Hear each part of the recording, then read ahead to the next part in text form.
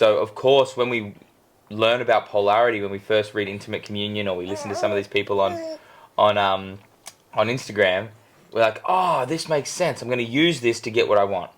When in actual fact, like, we know that it's not. It's a way to move through life. It's a form of artistry, and it's a way to connect deeper, not only with our partner but with ourselves.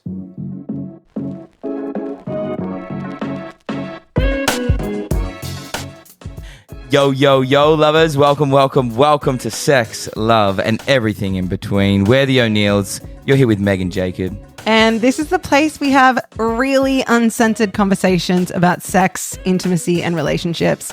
We're super excited you're here. Enjoy this episode. Hello, beautiful people. What up, gang? What up, lovers? What up, people, family, friends, community? We are back. This one's going to be a quick one today because we are still learning how to... Have quickies. Well, we're learning how to do that. Yeah. But we're learning how to fit podcasts in around being parents. It's a whole new thing. And we only have a certain amount of time today, so let's go. Okay, 3 things that you need to know about this.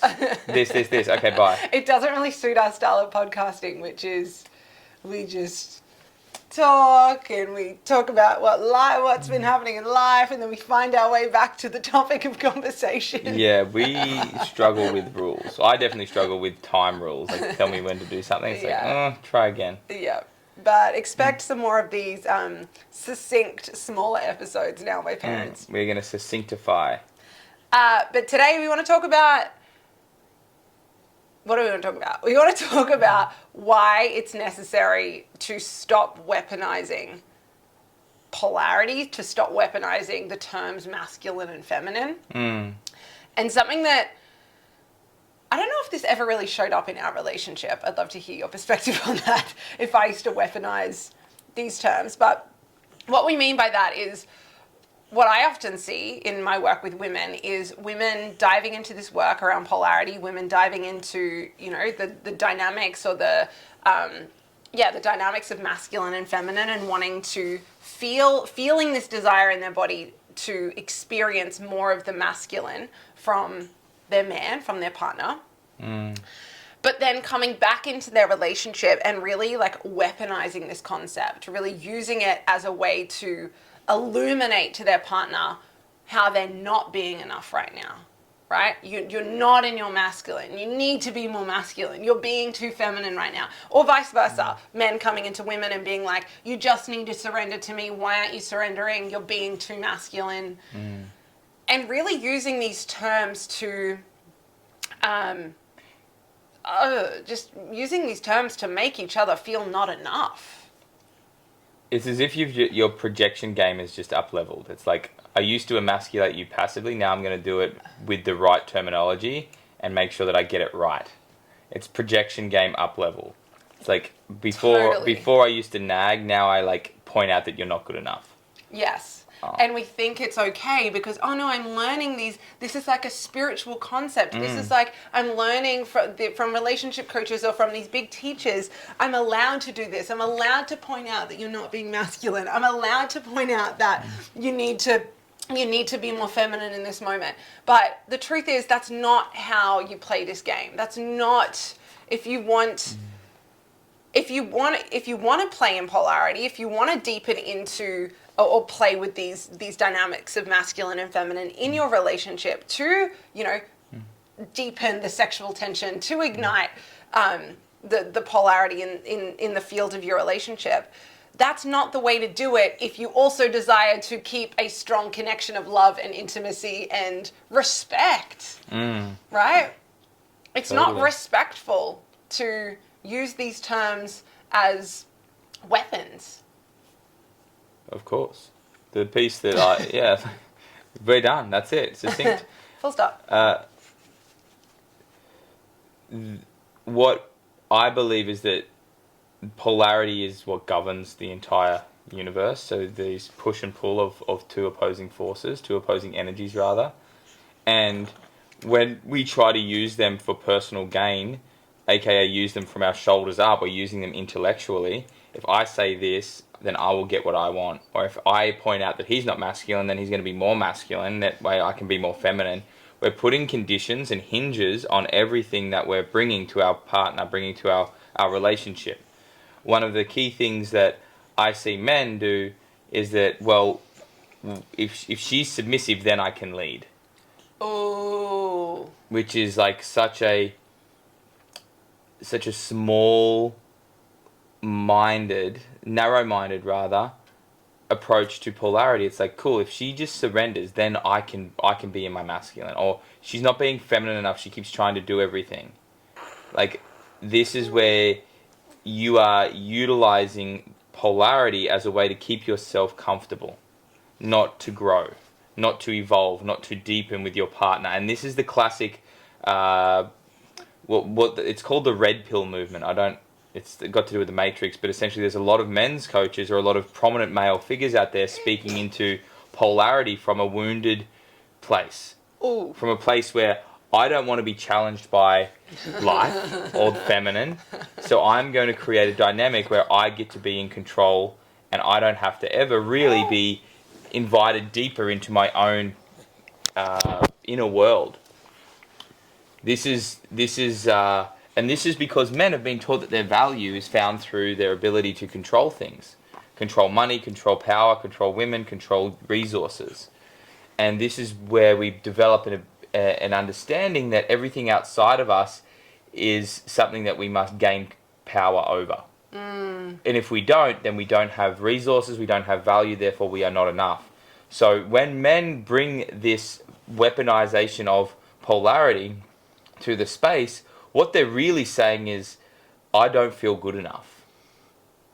I need you to be more submissive, surrendered, so I can feel masculine. Yes. Like you said before, it's conditional, right? It's hugely conditional. It's deeply conditional. And I would say this is really, we talk about this a lot, how these dynamics of like playing with the masculine and feminine, they can be done at a very surface level, which is what we're talking about now, or at a very surface level, which is seeing these energies as very black and white. Like the feminine is submissive and surrendered, the masculine is in control and has the direction, where there's so much more nuance than that, and so much more, like for example, the feminine, there is a leadership to the feminine in many, many ways. The feminine holds such deep qualities of leadership. She leads in the way she emotes. She leads in the way she takes up space and she inhabits her body. She leads in the way that she brings her heart and she brings her desires forth. And to just simply see the feminine or both the masculine and feminine in this surface level way is really diluting. I don't know if that's the right word I'm looking for, but diluting how much you can experience in your relationship. It's like, what's it when it's like clogging something, like the when there's like something, a kink. Yeah, it's like kinking. Yeah, I'm imagining it's like trying to watch a color TV in black and white. Yeah, that's what it feels like. It's like black and white when there's this full range of colors that are available through the spectrum of polarity and the different textures that come through from the feminine, like to kind of just like probably anchor in some kind of, not teaching, but deeper level of awareness. There's light and dark of each. And the light feminine is very different to the dark feminine. The light masculine is very different to the dark masculine. And these are two opposing energies within the one pole. And that's what's beautiful about this, is that quite often a lot of men want the light feminine, the submissive, the soft, the beautifully aloof, nurturing. Yeah. But then those men will go and watch really crazy porn, or they'll go and like get their fix of the dark feminine in a way that they don't ever have to put themselves at risk of being obliterated, being called deeper into the lair. And this is why a lot of men struggle with polarities, because they don't see it through they see it through a black and white lens. And they go and they read scientific papers and they listen to men speak very, very confidently online in 90-second reels about how this structure is the way it's always been and the way it's always going to be, no matter what, that we're fixed in this space, that women are submissive and that they have to do what men say, and men are the leaders and they have to take responsibility and protect and provide at all costs. And there's a beautiful simplicity in that men attach to as well. There's I can do that. All right, if that's just the way it is, then I won't have to worry about, then I can just get to work and then we can just relax. But that's not what life is about. Life is not about creating comfort and creating rigidity. Yes, it's not. Life is about being able to move naturally through the world. Move naturally, and when I say naturally, I mean move with the seasons and the flavors and the textures and the pulse of life that's here in this moment. And if you look at nature, there's a beautiful chaos to it. When we look at our modern world, we have sanitized everything. We've tried to create this very controlled environment. So, of course, when we learn about polarity, when we first read Intimate Communion, or we listen to some of these people on Instagram, we're like, oh, this makes sense. I'm going to use this to get what I want. When in actual fact, like, we know that it's not. It's a way to move through life. It's a form of artistry, and it's a way to connect deeper, not only with our partner but with ourselves. I want to deepen into that, because I think if you're using these tools, or let's use our example for our relationship, for example. When I first read the book Intimate Communion by David Data, this is my introduction into this work. I very much attached to the masculine and the feminine in this really surface level way. Over the past 8 years, I have deepened into and widened my experience and my understanding of both of these energies and essences. And I would say we play with these energies and this dynamic in our partnership so that we can feel more of ourselves and more alive. For me, resting into our relationship and it being a place where I can unleash and rest into and bring more of my feminine, my oracular nature, the part of me that can see things, the part of me that feels so sensitively, the part of me that is full spectrum in my emotions, the part of me that is deeply attuned and deeply sensitive, all of these different parts. I feel like more of myself, because our relationship is a space where I get to rest into that part of me. And I'm assuming from what I've seen, you've come more alive in yourself with our relationship being a place that welcomes more of your masculine energy. Your feminine energy is welcome. In fact, that's something, we're playing into right now. Even the way you said about your birthday recently and your receivership and these, it's not as if we don't honor that. We both have the opposite force within us as well, or energy within us. But really what I'm getting at here is, if you're using these concepts in your relationship, and if you're starting to play with polarity and you're feeling less like yourself, you're feeling less free, you're feeling less alive, you're not doing it right. Yeah. Right? If you're feeling more controlled, especially as a woman, or you're feeling like you're fucking it up and not getting it right, and you're feeling like you're getting it wrong, that's not the point of this. The point of this is to make you feel freer in your system, more liberated. It's to liberate more life force, more of yourself, more of your gifts. And any other way, in my personal opinion, if you're playing with these dynamics and you feel anything but that, it's not it. You've gone the wrong direction. Yeah. That's essentially you're playing on the surface, or you're using this in a way as, like we said earlier, weaponizing. You're using it as a way of rules, and it's you're not being, that's not it. You need to be more masculine in this moment as well. I just want to riff here.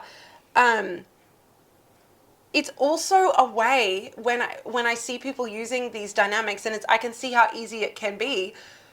It's a way to not actually honor the truth of the moment in a relationship. So, for example, if you're a woman that really desires to feel the strength and the unwaveringness of your man's masculine energy in a relationship and the depth of his consciousness, but there's a moment where he's wobbled, there's a moment where he's feeling stressed, and he's, you can just feel his stress being consumed by life. Totally. That is not a moment to say, you're not being masculine enough. Not masculine. Hey, I'm not feeling your consciousness. No, like in that moment, give that guy a fucking break. Your practice as a partner isn't to say you're doing it wrong and make it about you, which is really what we do in those moments. And I've been guilty of this in the past. Like, where did your unwaveringness go? It's, how can I love this man really fucking well right now? How can I love him? I'm gonna remind him of his strength. I'm gonna remind him that it's okay to feel right now. I'm gonna love him so he feels comfortable and able to feel his feelings. Like, I really want to. Sorry, I just really want to. Can we just change that word comfortable to safe? Safe, yeah, okay. Like, it's not going to feel comfortable to feel your feelings if you're a man. Okay, I love that. Like, when your partner provides the safe space for that wobble, rather than point out that it's wrong, that's when the beauty of polarity like unlocks a deeper level. And vice versa, if a woman is, you know, this is classic when a man, and you know, that dynamic you said before about the red pill, and when men take this really surface level and black and white, it's like, you're being too masculine if you're not surrendering. Or you're being too masculine if you're not letting me lead. I wrote this post years ago about this, and I'll probably repost it this week when this episode drops. But if a woman isn't surrendering, she's not always being too masculine. Sometimes that's the most feminine fucking thing a woman can do, because she's not feeling safe and she's discerning. She's saying, it's actually not safe for me to surrender. This isn't a safe container for me to surrender. I'm not actually feeling a deep level of presence and consciousness from this person, so it's not safe. Why would my body unlock for you? Why would I rest into this space? I don't feel safe to. And so telling a woman that you're being too masculine in that moment isn't creating more safety. It's not creating an environment for her to soften and open and be more in her body, right? It's making her feel wrong. And women have spent thousands of years being told that they're wrong and broken, and yeah. Imagine going to the ocean when it's really, really big swell and the waves are crashing, and you go, "Excuse me, ocean, that's not feminine. That's not very soft and surrendered.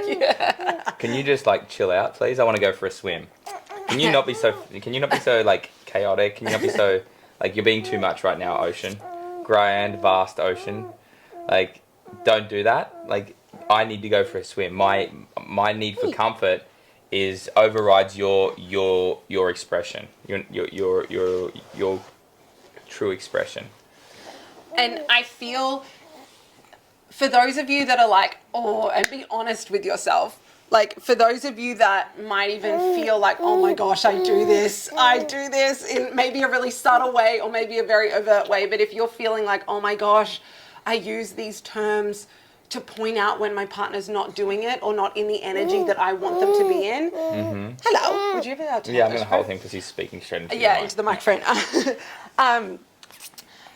Next time you feel that desire to say something, stop, take a breath, and instead of saying, I'm going to point out where they're not being masculine or where they're not being feminine, can you actually attune to two things? What's the truth of the moment, right? Is it actually necessary that they are in their masculine or in their feminine in that moment? Can't the truth fucking be that whatever is alive in them is what is needed in the moment? Secondly, how can I create the environment to help them feel safer to rest into their natural essence? So for example, if it's a man and his natural essence, the part of him where he feels most alive and he wants to bring more of to the relationship is his masculine, and you don't feel him deeply seated in that in a moment, instead of telling him, you're getting it wrong, you need to be more masculine, I need you to be more masculine, what would it look like to contemplate how can I create an environment where he feels safe to rest back into that? Maybe it's cooking him dinner and nurturing him, right? So that he feels like back in his body and not so in his head. Maybe it's just like gently reminding him what a powerful motherfucker he is and that he's got this. Yeah. Like, really shifting this, trying to get what you want from your partner to how can I love them better? How can I support them back into, not even back into, yeah, I'm sure what I'm saying is landing. I don't even want a podcast. I just want to hang out with this baby. Are we liking the little babbles in the background? I might feed him just so he... Give him a little feed. Yeah. Go, little bud. Anything else you want to bring? I think this is setting us up for our next episode, guys. We're going to do an episode around doing your own work when in relationship, like doing like shadow work, inner work, and working on yourself whilst also in a relationship with your partner. Like what we're really speaking to is, and I want to just take a moment to honor everyone that is excited by polarity. Like you've got to start somewhere. You have to start somewhere, and it's easy to see these models and these frameworks and these concepts as your saving grace, as you know the light at the end of the tunnel for a lot of people. I know when people get a hold of the love languages, they're like, oh, all right, I'm going to buy flowers every Thursday night for my partner, and then that's going to solve all of our problems because she loves presents and she loves to know that I'm thinking about her, so I'm going to put in my calendar flowers every Thursday. And then you do that for a month and it becomes stale. It no longer becomes the spontaneous, oh, he's thinking of me. It's like, oh, he's doing what he's always done. Okay. Or he's following a formula. Or he's following a formula to make his life more comfortable. So what we're doing is a relationship is around ongoing depth, growth, and evolution, and we're deepening together.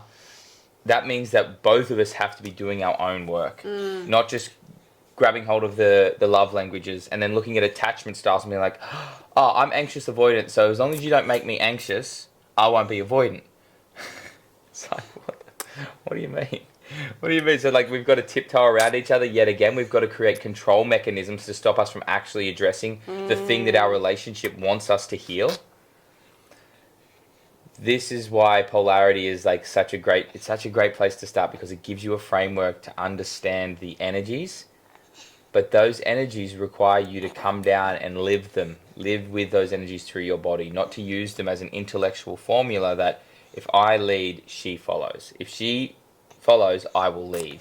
Or you aren't doing it right. I'm over here being in my feminine, but you're not being in your masculine. Get it right so that we can feel this hot connection where it's like, that's not, and you know, sometimes this is the portal to the depth, right? We need to play with something in the surface to be able to deepen into it. But again, I just want to reiterate, if you're feeling if you're feeling more controlled or, like you're getting it wrong, or there's this energy of like, feeling not good enough as you begin to play with these energies, it's not it. It's not it. So like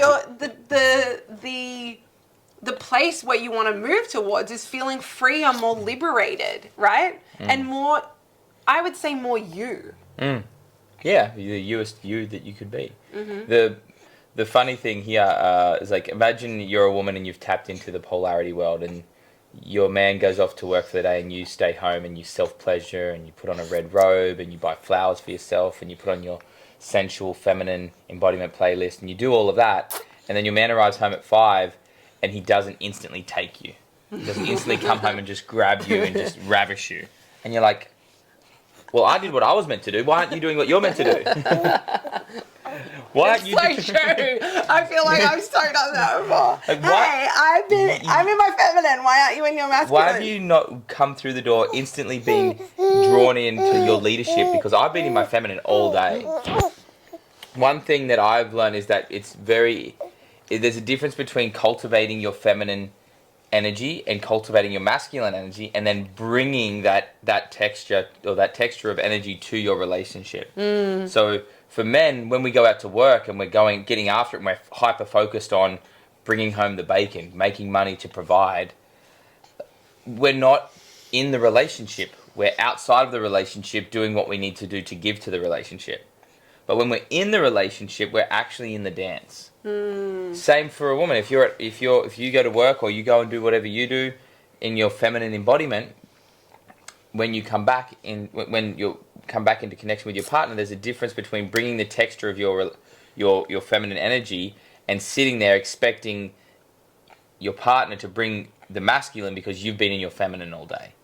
And same thing, if you come home after work and you think you've been in your masculine all day and your woman doesn't instantly greet you with nourishment and submission and what can I do for you, you're my Lord, Savior and Master, then you've missed the point. You've missed the point of bringing your energy to the relationship. And with this, this is not a who goes first game. It's let's develop awareness, and once who becomes aware first is the one that's invited to bring through the texture. So sometimes it's going to be the woman, sometimes it's going to be the man.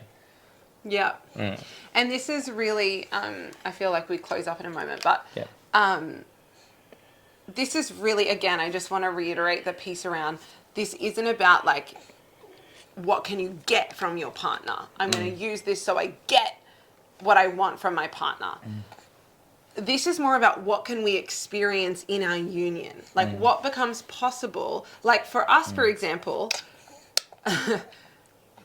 I feel most at home when I am deeply in my body, deeply emotive, deeply like, you know, embodied and alive and filling the space with my energy. Like that's the feminine. She's alive, she's movement, she's, you know, and I would say your gifts in our relationship, and you would feel most you, am I right in saying, when you are bringing the rootedness, when you are bringing the consciousness? Yeah, when I'm, like for me, when I'm able to I focus on the space.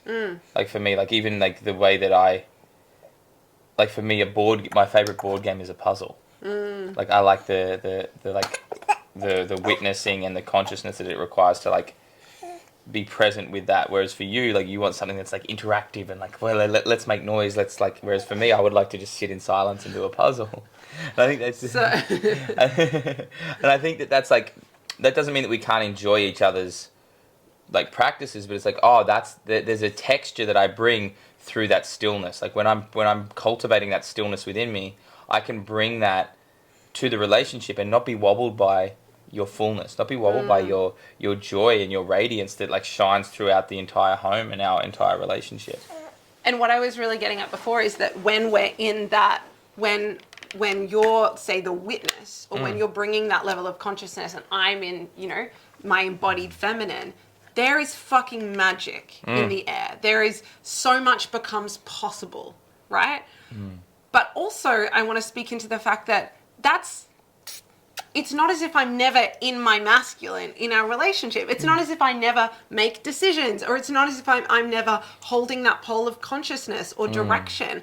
I am, and I do, even when we work, like even sometimes in the home. And I just really want to give people permission, because I just see this play out so much online, you know, in the spaces I'm in. I want to give people permission that it doesn't have to be so black and white. In fact, this is a dance, and you can be a deeply feminine woman and still inhabit your masculine energy in your relationship, in your work, in other places. Like it's not this such black and white. And I hope that brings this sense of like relief and play to, to this full stop. To your relationship. Yeah. To your practice. Okay, anything else you want to bring? No, I just think like, just to reiterate that we're not shaming anyone for where they're at.